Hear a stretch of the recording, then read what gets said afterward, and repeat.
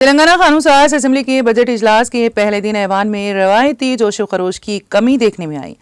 उमूमन assembly इजलास के पहले दिन रवायती तौर पर अरकान के दरमियान एक दूसरे के तई गर्म जोशी मसाफेहात देखने में आते हैं, ताहम आज ऐसी रिवायत में कमी देखी गई।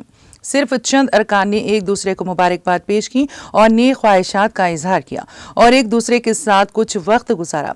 डिप्टी चीफ मिनिस्टर भट्टी विक्रमार्का, वजीर सनत श्रीधर बाबू और वजीर ट्रांसपोर्ट पुन्नम प्रभाकर अपोजिशन बेंचों की तरफ गए और बीआरएस के अरकान असेंबली के तारक रामाराव, हरीश राव और दीगर से मसाफेहा किया।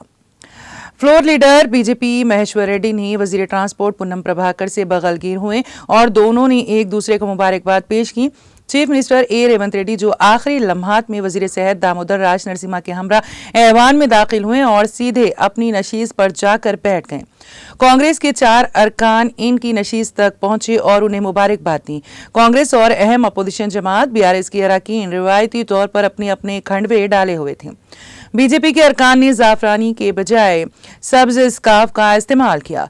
मजलिस इत्तेहादुल मुस्लिमीन के अरकान असेंबली रिवायती तौर पर शेरवानी में मलबूस थे, ताहम फ्लोर लीडर मजलिस अकबरुद्दीन ओवैसी मौजूद नहीं थे। असेंबली इजलास का पहला दिन चौंके बीआरएस के साबिक रुकन असेंबली नंदिता साइना को खिराज पेश करने के लिए था, इसीलिए ऐवान में माहौल पुरसुकून था और अरकान भी पुरसुकून नजर आ रहे थे।